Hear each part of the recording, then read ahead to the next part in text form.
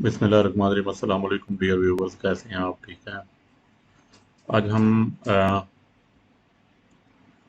Discuss करने वाले हैं social learning theory. Social cognitive learning theory है एल्बर्ट बंडूरा की। इसमें एल्बर्ट बंडूरा जो है उन्होंने हमें लर्निंग के बारे में और लर्निंग जो है थ्रू ऑब्जर्वेशन लर्निंग के बारे में उन्होंने हमें बताया है। तो इसमें इससे पहले हम जितनी भी थ्योरीज पढ़ चुके हैं तो उसमें हमने देखा कि कॉग्निटिव लर्निंग थी, फिर वाइगोस्की को हमने देखा, फिर उसके बाद हमने एरिक्सन को देखा, कोलर को देखा। आज हम बंडूरा पे बात करने वाले हैं। तो बंडूरा जो था बुनियादी तौर पे ये कनाडा में पैदा हुआ 1925 में, और इमिग्रेंट्स इसके पेरेंट्स यानी वो कनाडा का रहने वाले नहीं थे, हिजरत करके आए थे। तो 8 साल के एज में उसने स्कूल ज्वाइन किया और अपनी जो अंडर ग्रेजुएट स्टडी थी उसने कोलंबिया से हासिल की। उसके बाद 1951 और 1952 में लॉवा स्टेट यूनिवर्सिटी से उन्होंने पीएचडी की डिग्री हासिल की। और उन्होंने अपनी जो मास्टर और पीएचडी की डिग्री थी वो 3 साल में मुकम्मल की। स्टैनफोर्ड यूनिवर्सिटी में 1953 में प्रोफेसर रहे और मोर देन 300 पब्लिकेशन थी उनकी। यानी he was very intellectual person. उन्होंने बहुत ज़्यादा साइकोलॉजी में काम किया। सोशल कॉग्निटिव लर्निंग बुनियादी तौर पे ये जो कॉन्सेप्ट है इसको मिलर और डॉलर ने 1941 में अपनी एक बुक है जिसका नाम था सोशल लर्निंग एंड इमिटेशन, और यहाँ से बंडूरा जो था वो ज़्यादा इम्प्रेस्ड हुआ। However they viewed imitation along traditional behaviouristic principles, Bandura assumed that learning requires more than trial and error। यानी वो कहता है कि लर्निंग ट्रायल एंड एरर की जो थ्योरी है उससे ज़्यादा पावरफुल चीज़ें चाहिए हमें लर्निंग में। और ऑब्जर्वेशन लर्निंग, उसने कहा कि ऑब्जर्वेशन लर्निंग बुनियादी तौर पे इमिटेशन और मॉडलिंग पे डिपेंड करती है। जब एक पर्सन जो है वो चीज़ों को ऑब्जर्व करता है, ऑब्जर्व करने के बाद उसके बिहेवियर पे वो इफ़ेक्ट करती हैं, और जब वो उसके बिहेवियर पे इफ़ेक्ट होता है तो उसके बाद वो एक इमिटेट करता है, उसके बाद वो उसको रिप्रोड्यूस करता है और उसके दांत का हिस्सा बन जाता है। तो इसके लिए बंडोरा ने क्या किया, उन्होंने बॉबी डॉल का एक्सपीरियंस जो था वो शेयर किया। और वो बॉबी डॉल का एक्सपीरियंस क्या था कि उन्होंने बच्चों के 3 ग्रुप बनाए जो प्राइमरी लेवल के बच्चे थे, एलिमेंट्री लेवल के। तो उन ग्रुप में एक बच्चे जो थे उनको उन्होंने था कि एक जो ऑफेंसर है वो बॉबी डॉल को मार रहा है, अग्रेसर है उसके साथ।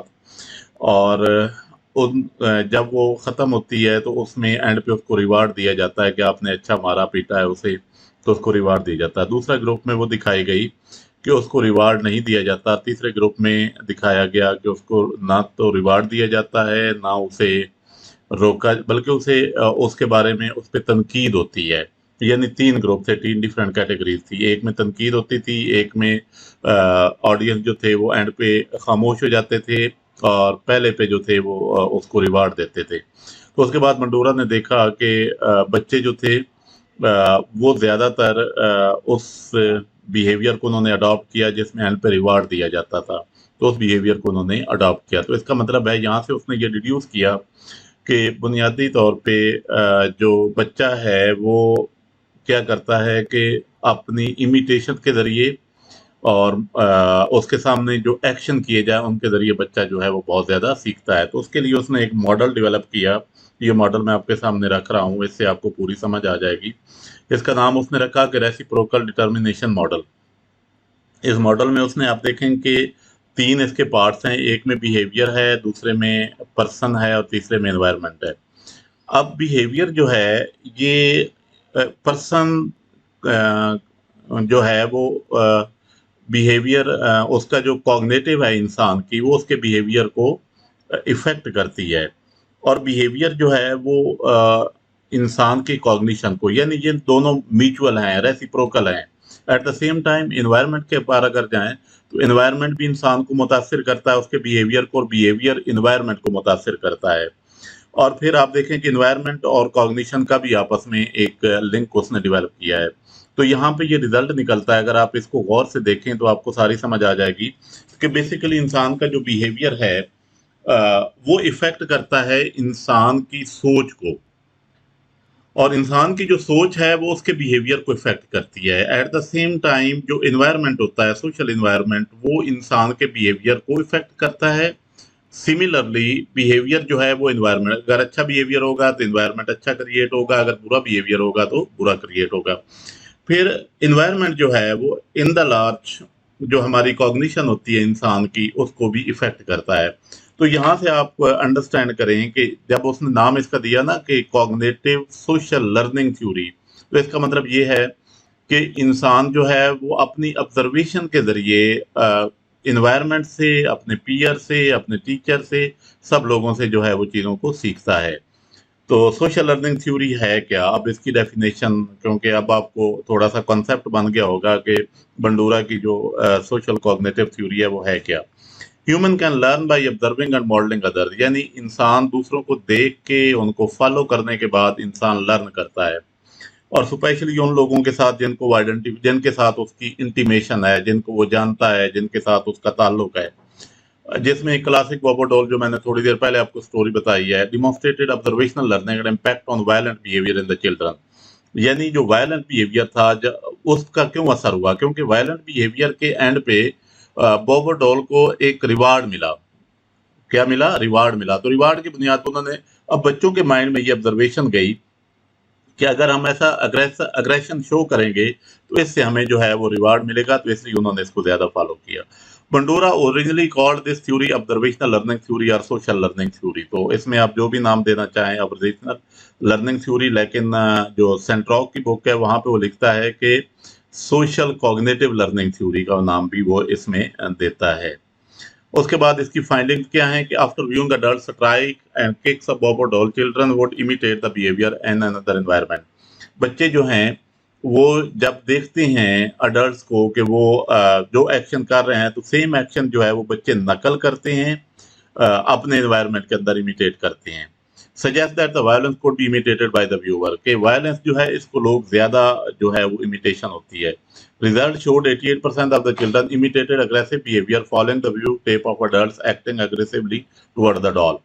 तो इसका कि 88% बच्चों ने इमिटेट किया अग्रेसिव बिहेवियर को। ये मैं पहले आपको बता चुका हूँ कि 3 उसने बुनियादी तौर पे ग्रुप बनाए थे। एक ग्रुप में अग्रेसिव बिहेवियर था, दूसरे ग्रुप में जो था अ, दूसरे ग्रुप में कोई बिहेवियर उन्होंने शो नहीं किया, अग्रेसिव थे, लेकिन एंड पे उन्होंने कुछ भी उनको रिवार्ड वगैरह नहीं दिया। और तीसरे ग्रुप में अग्रेसर थे, लेकिन उनको एंड पे क्रिटिसाइज किया गया। तो लोगों ने अग्रेसिव बिहेवियर को बहुत ज्यादा लाइक किया, और स्पेशली उस अग्रेसिव बिहेवियर को जहां पे एंड पे रिवार्ड दिया जाता था। 8 months later 40% of the same children reproduced the violent behavior observed in the Bobodol experiment. तो जब 8 माह गुजरे तो उसके बाद 40% बच्चे जो थे वो सेम एक्शन करते थे जो बबोडॉल में उन्होंने देखा था। तो सोशल लर्निंग के 4 एलिमेंट्स हैं जिनको हमेशा एक बच्चा अपने माइंड में रखता है। नंबर 1 है attention. Something is notice in the environment, यानी जब बच्चा एनवायरनमेंट में कोई चीज देखता है उसको उसकी तरफ अटेंशन देता है। और process influenced by the characteristics of the model, तो मॉडल के अंदर जो करेक्टरिस्टिक्स पाई जाती हैं वो उसके बिहेवियर को इन्फ्लुएंस करती हैं। यानी अब बच्चे ने एक चीज देखी, वो जो बिहेवियर उसने देखा उसको उसने नोटिस किया, और वो मुआशरा जो है, सोसाइटी जो है, वो उसको इस पे इम्पेक्ट कर रही है उसकी। उसके बाद दूसरा है रिटेंशन, यानी बच्चे ने गौर से देखा तो फिर उसने क्या करना है कि रिटेन करना है, अपने पास उस इंफॉर्मेशन को गैदर करना है। Observer must recognise and remember the behaviour, यानी बच्चे ने रिमेंबर किया अपने बिहेवियर को। Process depends on observer ability to code information, यानी जो भी इंफॉर्मेशन उसे मिलती है उसको वो कोड करता है। कोड करने से मुराद क्या होता है? यानी वो अपने इंटीमेट करता है अपने माइंड के अंदर, और अपने माइंड के अंदर वो उसकी कोडिंग कर लेता है कि मुझे कहाँ पे इसको अप्लाई करना है। फिर उसको रिप्रोड्यूस भी करता है उसी इंफॉर्मेशन को, और फिर वो मोटिवेट होता है कि जब उसको रीइंफोर्समेंट मिलती है, वो चाहे रिवार्डमेंट के जरिए मिले या पनिशमेंट के जरिए मिले, तो उससे वो मोटिवेट होता है। तो बुनियादी तौर पे सोशल लर्निंग के 4 एस्पेक्ट हैं। नंबर 1 क्या है? अटेंशन। नंबर 2 है रिटेंशन। नंबर 3 है प्रोडक्शन, रिप्रोडक्शन। नंबर 4 है मोटिवेशन। कि बच्चा जो है वो कोई भी बिहेवियर इन्वायरमेंट में देखता है तो उसको कॉपी का अटेंड होता है, अटेंड करता है उसको, फिर उसको कॉपी करता है, फिर उस इंफॉर्मेशन को अपने माइंड के अंदर उसकी रिटेंशन करता है, देन उसको अप्लाई करता है, रिप्रोड्यूस करता है अपनी सोसाइटी में। और अगर उसमें रिप्रोड्यूस करने के बाद उसको रीइंफोर्समेंट मिलती है तो फिर उससे वो मोटिवेट होता है। तो एजेंट्स क्या हैं ऑब्जर्वेशनल लर्निंग के, यानी कौन ऑब्जर्वेशनल लर्निंग जो है वो बच्चे को सिखाता है? उसमें पेरेंट्स हैं, टीचर्स हैं, पीयर्स हैं, अदर अडल्ट्स हैं सोसाइटी में जो बड़े होते हैं, और हमारा मीडिया जो है ये चीज़ें इनको सिखाता है। तो इन शॉर्ट ऑब्जर्वेशनल लर्निंग जो बच्चे की है, बंडूरा ने वो कहा कि बच्चा अपने इन्वायरमेंट से सीखता है और इन्वायरमेंट उसका बिहेवियर जो है वो इन्वायरमेंट पे असरअंदाज होता है।